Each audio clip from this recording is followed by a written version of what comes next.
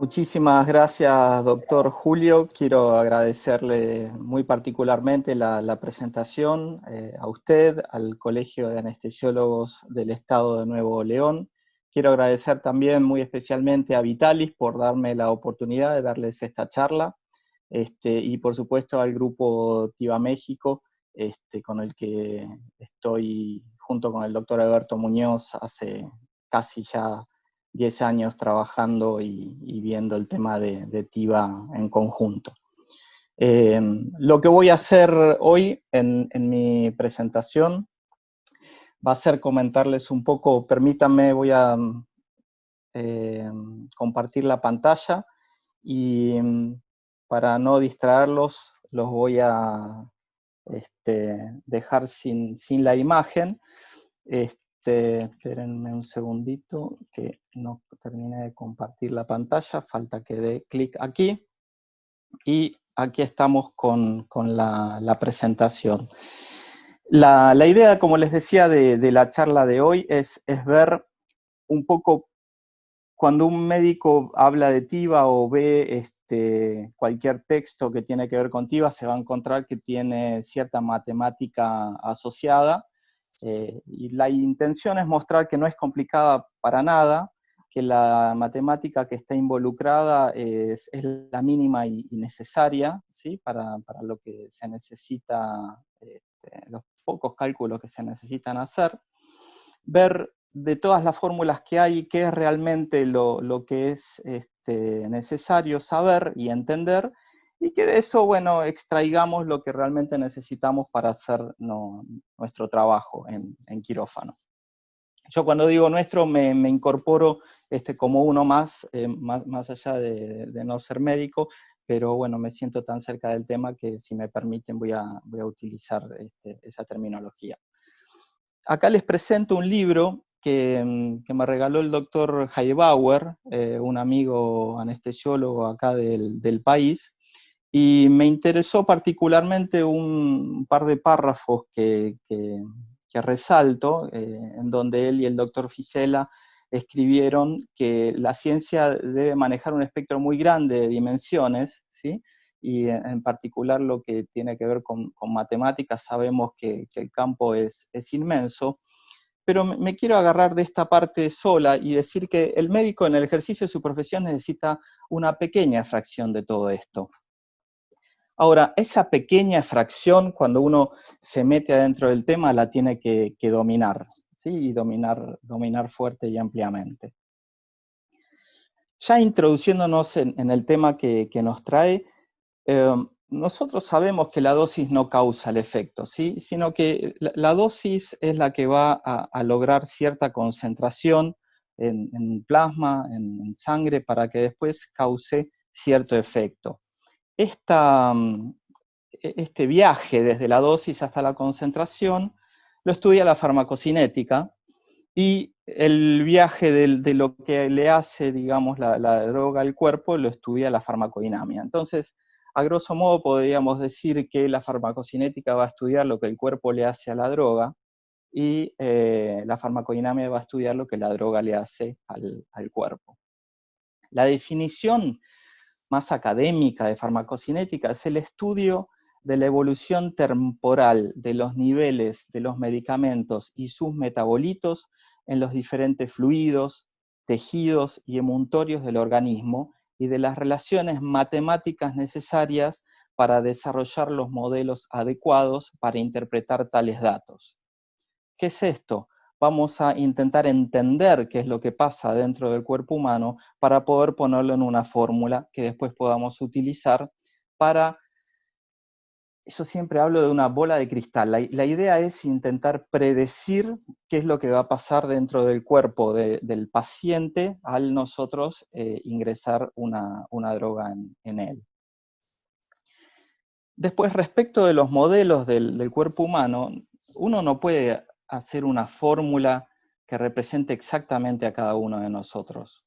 Entonces, lo que hace la ciencia es modelizar. simplemente lo que hace es definir un modelo que se acerque de la manera más cercana. Por eso decimos acá que el método más corrientemente utilizado para la caracterización farmacocinética de un medicamento consiste en representar al organismo como un sistema de compartimentos, aun cuando muy frecuentemente, diría yo, estos compartimentos no tengan la realidad anatómica o fisiológica manifiesta. Acá permítame cambiar esta palabra y vamos a hablar de modelización. ¿Por qué? Porque a lo largo de muchas de estas charlas van a escuchar que se habla de modelos farmacocinéticos para TCI, tema que vamos a ver en los últimos slides de mi presentación. De estos modelos compartimentales que les hablé recién acerca de la modelización del cuerpo, hay tres. Vamos a hablar del modelo monocompartimental y del modelo tricompartimental.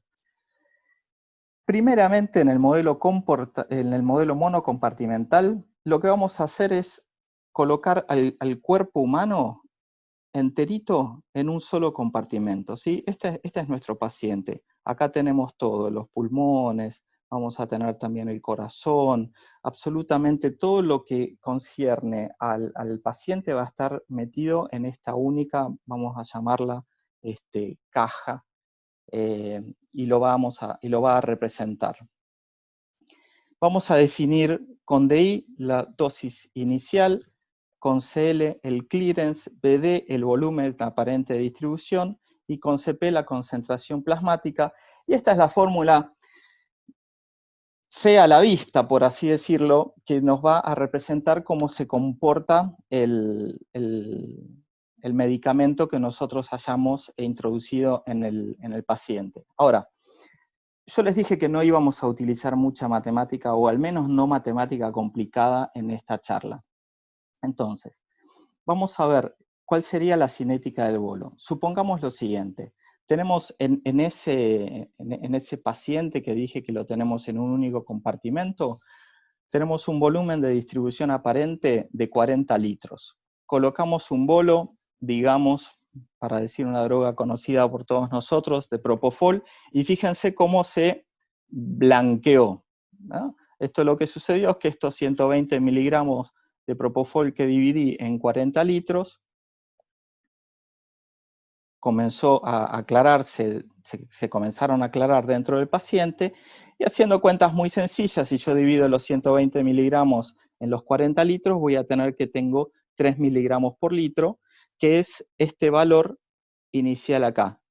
Con el aclaramiento, lo que va a suceder es que a medida que pasa el tiempo, este valor acá no va, a medida que pasa el tiempo, lo que va a ir sucediendo es que esa droga va a ir desapareciendo del paciente.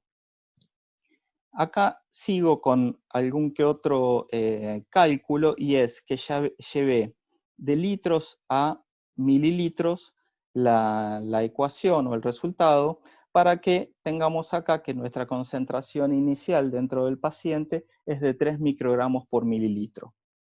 Entonces, la concentración que voy a tener dentro de un paciente va a estar dada por la dosis inicial que le di, dividido ese volumen aparente de distribución.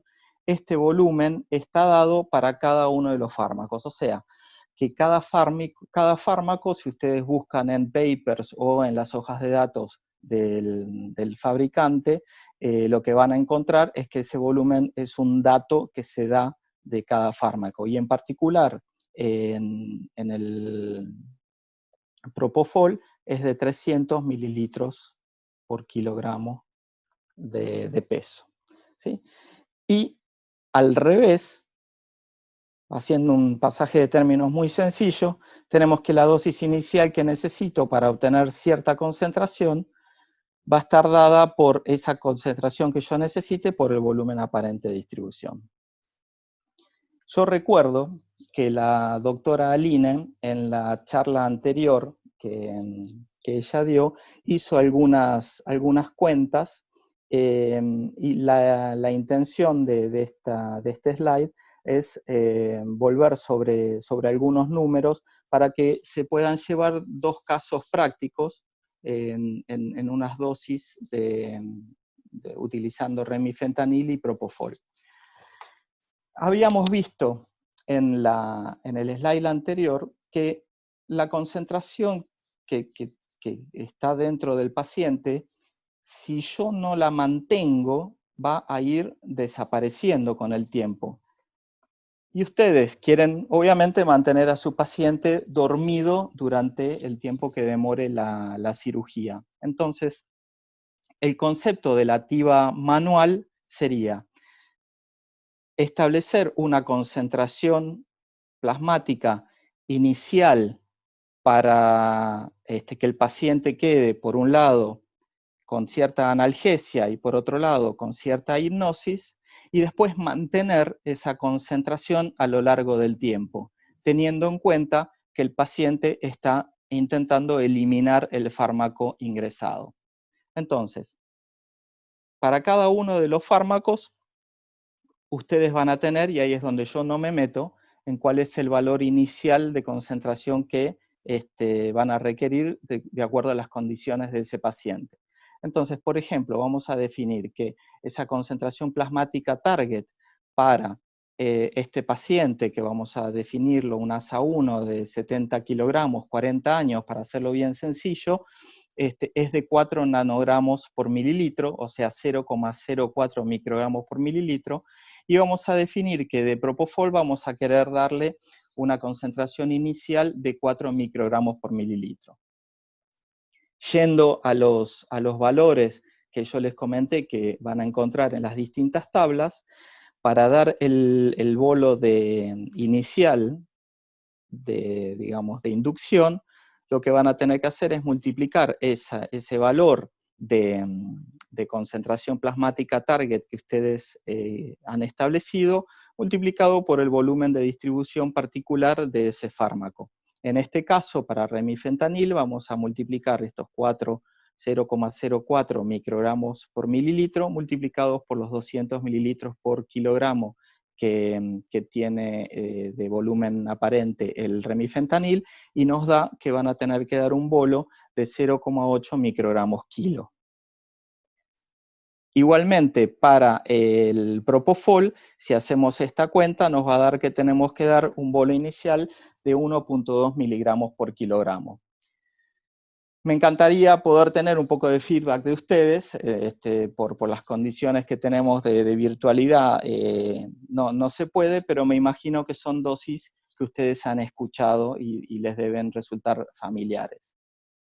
Ahora bien, vamos con el tema del mantenimiento. ¿Cómo hacemos para que esa concentración se mantenga estable durante el tiempo? El clearance también está dado para ese fármaco y es de 40 mililitros por kilogramo minuto para el remifentanil y de 30 mililitros kilogramo minuto para el caso de propofol. Multiplicando las concentraciones plasmáticas que nosotros hemos establecido por los valores de clearance y haciendo la simplificación de las unidades correspondientes, en este caso se van los mililitros, tenemos que mantener una tasa de mantenimiento de 0,16 microgramos kilo minuto para el remifentanil y de 7,2 miligramos kilo hora para el propofol. Aquí hice una pequeña conversión entre microgramos kilo minuto y miligramos kilo hora. En la bomba de infusión, ustedes lo que van a hacer es preparar un bolo inicial y después la dosis de mantenimiento, que si lo pasan a mililitros hora, aquí tienen los valores y la fórmula. Estas cuentas que yo les estoy mostrando acá, las estoy comentando y las relato de manera de que ustedes puedan ir familiarizándose y no sientan que es entre comillas, una molestia o un paso que es desagradable hacia digamos, conseguir los datos para poder hacer TIVA. También está que aquí en el Excel, los doctores Federico, Muñoz y Navarrete hicieron esta planilla en donde estas cuentas las hace directamente la computadora. Entonces, si nosotros recordamos un poquito los valores que dije, vamos a hacerle el Propofol 4 microgramos por mililitro de concentración plasmática. Estamos trabajando con Propofol al 1%, y vamos a hablar de un paciente de 70 kilos.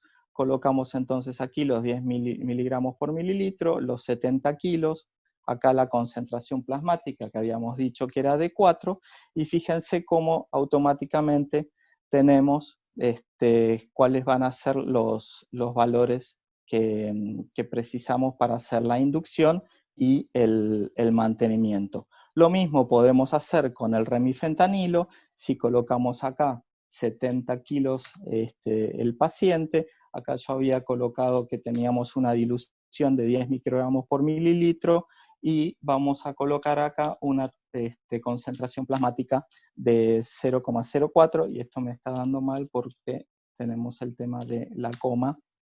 Ahí está, ¿sí? Y tenemos los 0,8 y los 0,16. ¿sí?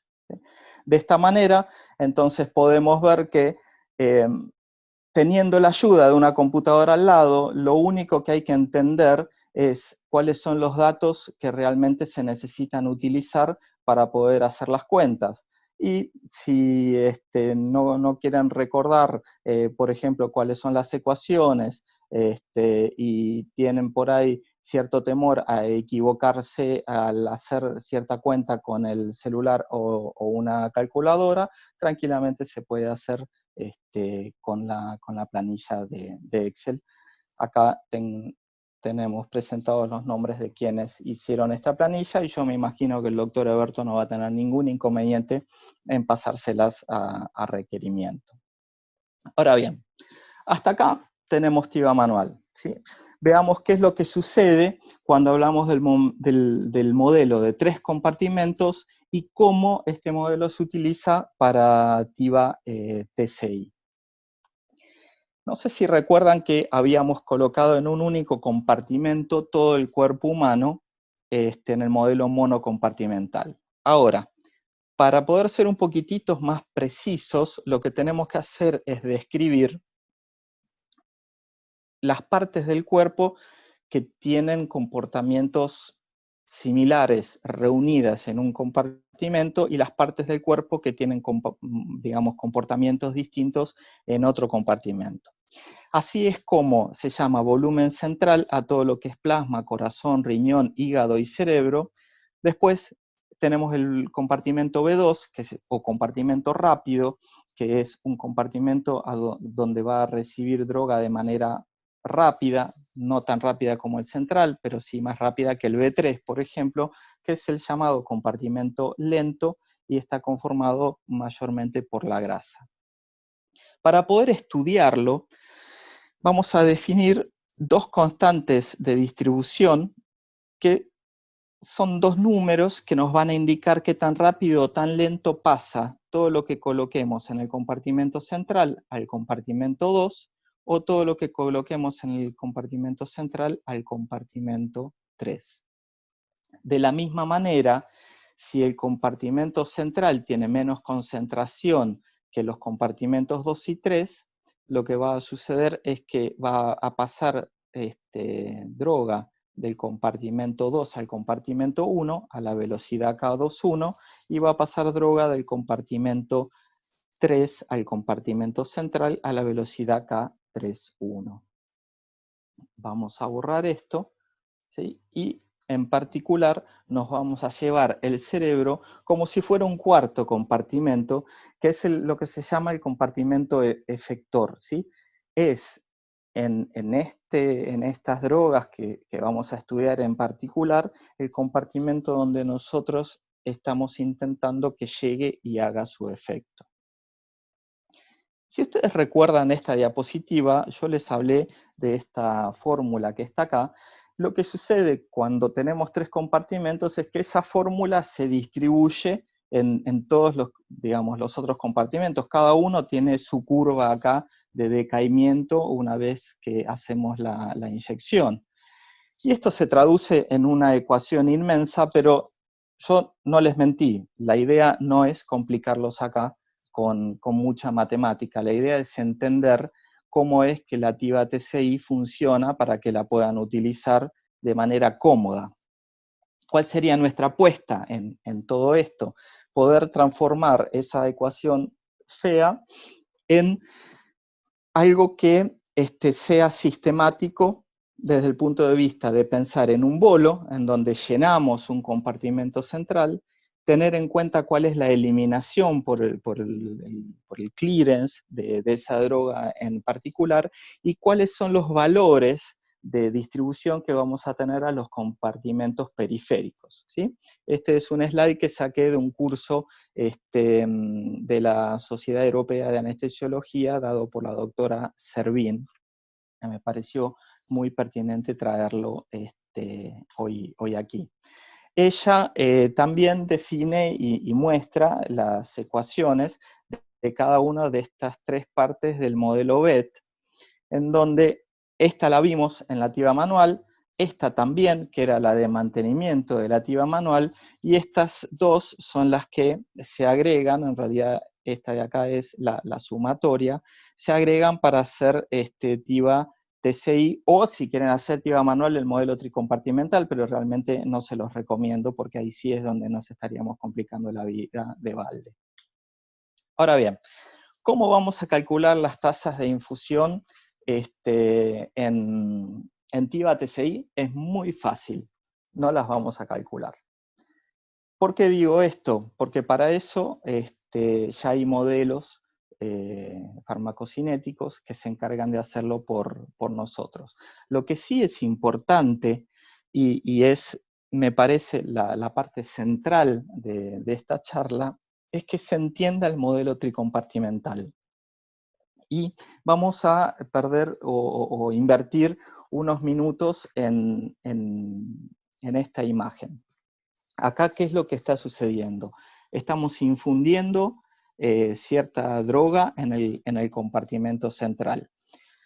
A medida que en este compartimento va subiendo la concentración del fármaco, lo que va a ir sucediendo es que se va a ir difundiendo hacia los demás compartimentos, y por otro lado vamos a tener el clearance o la metabolización de esa droga por parte del cuerpo del paciente, ¿sí?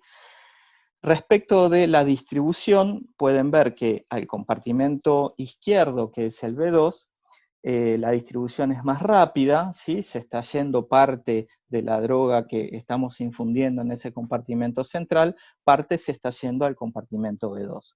Otra parte se está yendo al compartimento B3 de una manera más lenta. Tengamos en cuenta lo siguiente: si fue de manera lenta, va a regresar de manera lenta también. Es por eso que hay algunas drogas que llenan el compartimento 3 y después este mismo compartimento las devuelve y el paciente demora mucho en despertar. Y además de estas tres difusiones que yo les comenté, tenemos la ida de la droga al sitio efector. Ahora bien, si en algún cierto momento nosotros decidimos detener esa infusión, el paciente va a seguir limpiando, y la limpieza la hace en el compartimento central.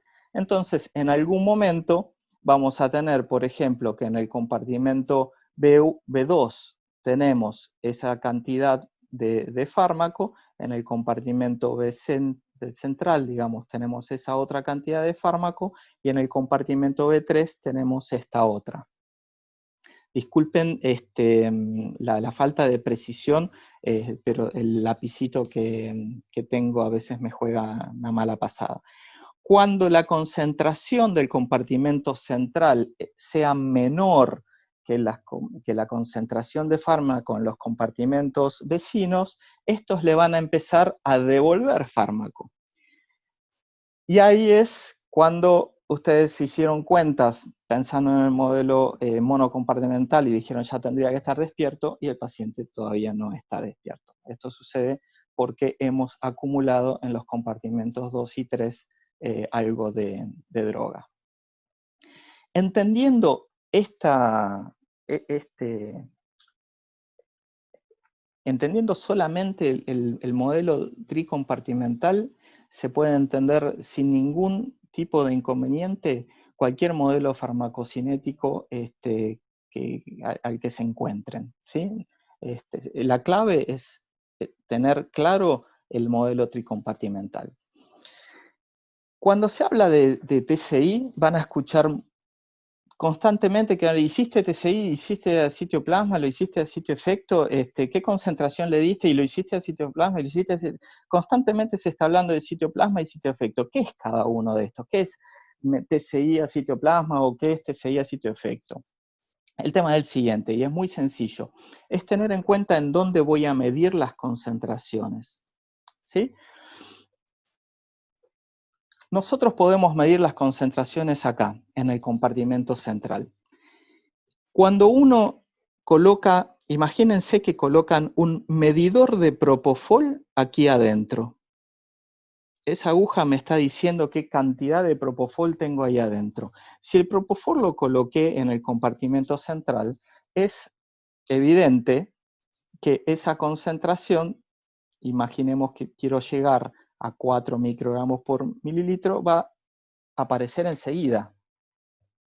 Una vez que yo di mi bolo, enseguida subió la concentración plasmática, esto es tiempo, enseguida apareció el valor de concentración que yo quería ahí.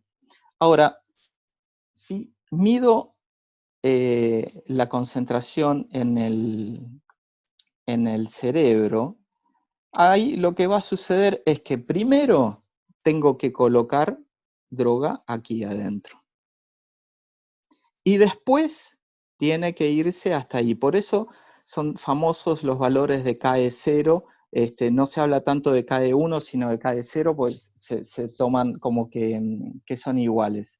Entonces, esta demora, ¿sí?, del fármaco de ir desde el compartimento central hasta el compartimento efector, es la que va a hacer que para llegar a ese valor, yo inunde, esta sería CP, inunde el compartimento central y después la concentración del sitio efector va a ir acompañándolo por detrás. Esto se los voy a mostrar en un slide que viene aquí más adelante. Permítanme que siga un segundito. Entonces, tengamos en cuenta cómo se hace la actividad TCI. No vamos a hablar de dosis, ¿sí? Vamos a pensar en concentraciones constantemente. Cuando hablemos de concentraciones plasmáticas en el compartimento central, vamos a estar hablando de TCI al sitio plasma. Y cuando hablemos de concentraciones plasmáticas en el cerebro, que en este caso es nuestro sitio efector, vamos a hablar de TCI a sitio efecto. Y de la dosis se encarga el modelo cinético. Ustedes se van a olvidar por completo de lo que es la dosis. Fíjense en estas dos bombas, cómo no tenemos la dosis en ningún lado, sino que el display me está mostrando la concentración, ¿sí? Acá sí tenemos la dosis, obviamente, en mililitros hora, pero a lo que voy es que conceptualmente el usuario, el médico que la programa, no carga, por ejemplo, en Propofol no le dice, quiero mantener con 6 microgramos, miligramos kilo minuto, sino que lo que le dice es que quiere 2,06 microgramos por mililitro de concentración plasmática, en este caso en el sitio efector. ¿Sí? Bien, ¿recuerdan lo que les dije hace un rato acerca de cómo trabaja o cómo se mueve una infusión para trabajar en TCI a sitio plasma? Vamos a representarlo acá. Vamos a suponer que queremos una concentración target de 4 microgramos por mililitro de propofol, ¿sí? Eso es lo que le vamos a setear a configurar en la bomba. Entonces, la dosis que va a dar, el bolo inicial que va a dar la bomba va a ser relativamente pequeño, va a ser muy similar a lo que habíamos hablado del sistema de un compartimento, porque lo que está haciendo es completar el compartimento central. Y es donde voy a medir mi concentración de droga. Y después viene la dosis de mantenimiento. Fíjense que la concentración plasmática se mantiene estable mientras que la dosis baja. ¿Por qué baja la dosis? Porque la velocidad con la que se va a difundir droga hacia el compartimento 2 y hacia el compartimento 3 no es constante. Va a ir disminuyendo a medida de que estos compartimentos se van llenando de propofol, por así decirlo. Entonces, a medida que el gradiente, o sea, la diferencia de concentración entre el compartimento central y los compartimentos vecinos se hace más chica, esta flechita de acá se va haciendo cada vez más pequeña hasta que prácticamente desaparece. Si hacen ustedes una modificación en esa tasa de infusión, perdón, la tasa de infusión, si hacen una modificación y pasan, por ejemplo, de 4 microgramos por mililitro a 6 microgramos por mililitro, lo que va a hacer la bomba de infusión, según el modelo que tenga, es darles otro bolo para poder saltar esta distancia desde aquí hasta aquí, y va a volver a dar una dosis de mantenimiento de manera tal que se mantenga la concentración plasmática que ustedes programaron. Lo mismo si la bajan, supongamos que ahora vamos a ir despertando, bajamos a 2, lo que va a hacer, no le queda otra más que detenerse, esperando que el clearance vaya quitando propofol de ese compartimento central, teniendo en cuenta también que acá va a empezar a devolverle el paciente desde el músculo y desde la grasa el medicamento que tenga acumulado, hasta que una vez que llegó nuevamente a los valores establecidos, arranca de nuevo la infusión. Y todo esto que está, esto acá lo hace la bomba, y esto acá lo hace el usuario. ¿Sí? Entonces fíjense cómo claramente ustedes se olvidaron de la dosis. El valor de la concentración en el sitio efector siempre acompaña, es cuestión de tiempo nomás, porque este es el que vale, este es el que finalmente va a dormirles a ustedes al paciente. Pero si ustedes están trabajando a sitio plasma, el medidor lo van a tener colocado aquí, y este va a ser el comportamiento. Ahora bien, si trabajamos a sitio efecto, acá lo que va a suceder es que ustedes a la bomba de infusión le van a decir que quieren 4 microgramos, los mismos 4 microgramos por mililitro de antes, pero no se los van a pedir acá, ¿sí? Se los van a pedir aquí. Ahí va a estar el medidor en el cerebro. Entonces, para lograr eso, la dosis inicial que va a dar va a ser tal que esto se llene muchísimo más para que hacia allá vaya más droga y compense más rápidamente la droga que se va a ir a los compartimentos periféricos. Después, por supuesto, lo que va a hacer es esperar este ratito a que se estabilicen, ¿sí? Después de ese bolo que dio de medicamento, a que se estabilicen los compartimentos, y va a iniciar la tasa de infusión. Se va a repetir exactamente lo mismo si es que subimos de 4 a 6, por ejemplo. Entonces esta va a ser la curva que nosotros queremos tener en el compartimento efector, y esta es la que va a dar la bomba para poder lograrlo, nuevamente inundando ese compartimento central de droga. Ahora, para hacer, digamos, una bajada de concentración, como quiere que baje digamos, uno cuando está trabajando en el sitio efector espera que las reacciones y las modificaciones de las concentraciones se muevan más rápido. Entonces lo que va a suceder es que se va a detener, pero por más tiempo, y va a generar, esto yo lo llamo, no es técnico, es un invento mío, pero lo llamo un bolo negativo. ¿Qué es esto?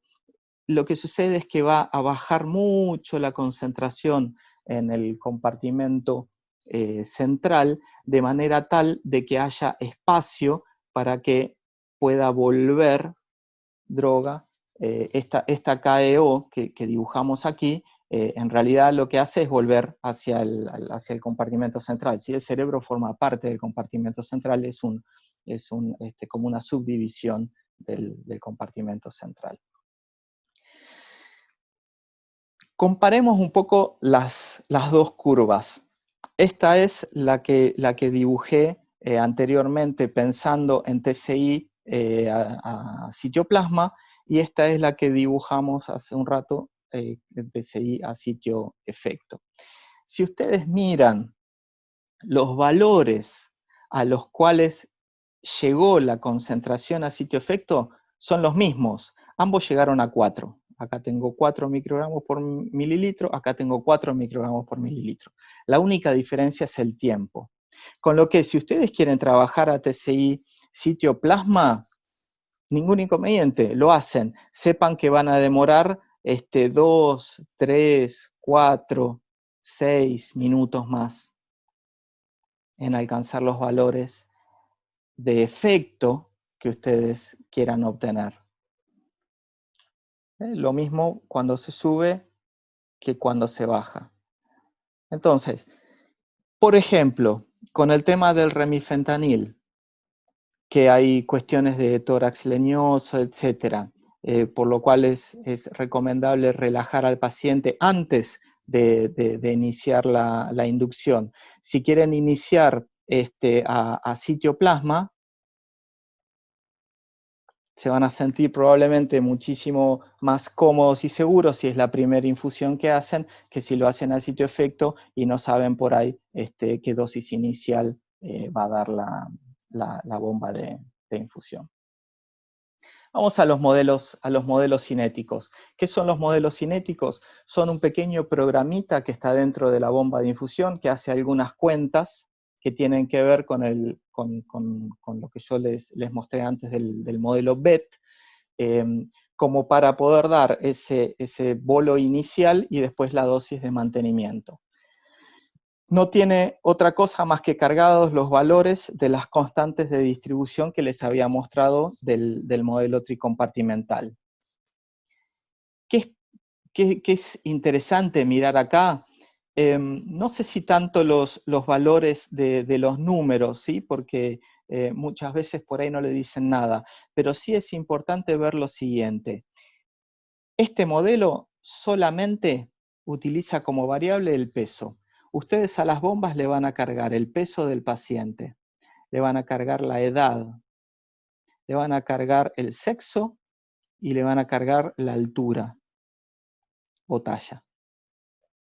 ¿Sí? De todas estas variables que ustedes le están cargando al modelo de Marsh, va a utilizar solamente el peso. Si hacemos esta cuenta para un paciente de 70 kilogramos, esto me da aproximadamente 15 litros. Y acuérdenselo que lo vamos a utilizar en el slide que viene. El modelo de Schneider utiliza más variables. Fíjense, tenemos acá uso la edad, acá uso el peso, acá uso la altura, acá utilizó la masa magra utilizando la fórmula de James. Y ustedes saben que la fórmula de James tiene un límite en donde no se puede superar un índice de masa corporal de 42 en los hombres y de 37 en las mujeres. Y esa es la limitante que tiene este método, y las bombas la tienen cargada. Las bombas no le van a dejar a ustedes utilizar este método si esos valores se superan.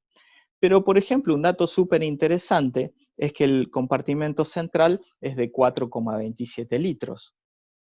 Entonces pensemos lo siguiente, tenemos un paciente de 70 años, ¿sí? Y yo utilizo por un lado Schneider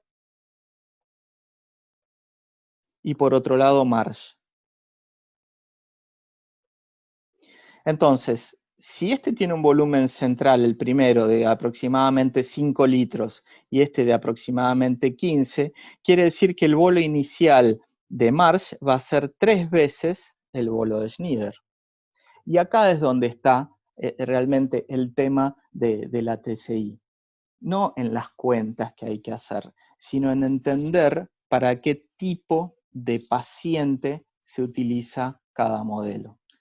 Por eso es que Schneider en general se utiliza en pacientes ancianos y Marsh está más pensado para pacientes normopeso, 40 años.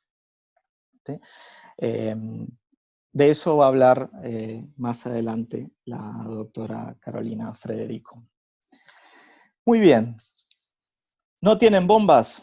Usen simuladores. ¿Sí? No dejen de utilizar la técnica por el hecho de no tener bombas TCI. ¿Sí? Y ahora resumiendo, y ya prácticamente terminando con la charla, espero que se haya logrado la finalidad de mostrarles que la matemática que se necesita para aplicativa no es realmente difícil. A ver, ¿qué hicimos? 2 multiplicaciones, y está bien, cambiamos algunas unidades, que si tienen ganas algún día charlamos acerca del cambio de unidades, que es bien sencillo y no trae mayores complicaciones. La activa TCI es magnífica si se utiliza el modelo de corresponde. He visto un montón de veces que como no les daba el índice de masa corporal en Schneider, lo estiraban al paciente para que les entre, y no, haga activa manual. Si el paciente no entra en el modelo, haga activa manual con un simulador, con un calculador de estos que hay en internet, con la hoja que hicieron los doctores Frederico, Muñoz y Navarrete. Y después pensemos en las concentraciones. La dosis no es quien logra el efecto. Si alguno tiene ganas de entretenerse un rato más con alguna que otra cuenta, hay un poco más de esto en este artículo que la revista mexicana de anestesiología tuvo la generosidad de publicar. Bien. Les dejo algunas tablas, ¿sí? Algún pasaje de microgramos a miligramos y ese tipo de cosas, algún pasaje de las dosis de infusión en microgramos por kilo minuto, a miligramo kilo hora y etcétera. Y también algo que tendría que haber colocado es que cuando hablan, por ejemplo, de 1%, esto en general es peso en volumen, ¿sí? Y suele ser 1 gramo en 100 mililitros. ¿Sí? Entonces, por eso es que cuando estamos hablando de el propofol que viene al 1%, 1 gramo son 1000 miligramos en 100 mililitros. Si tachamos los ceros, me quedan 10 miligramos por mililitro. ¿Sí? ¿Vieron que no era difícil? Bueno, nada más. Ha sido un enorme placer. Ahora voy a volver a estar en pantalla. Déjenme acomodar aquí un par de cosas. Terminamos de compartir. Iniciamos el video y acá estoy nuevamente con todos ustedes. Gracias.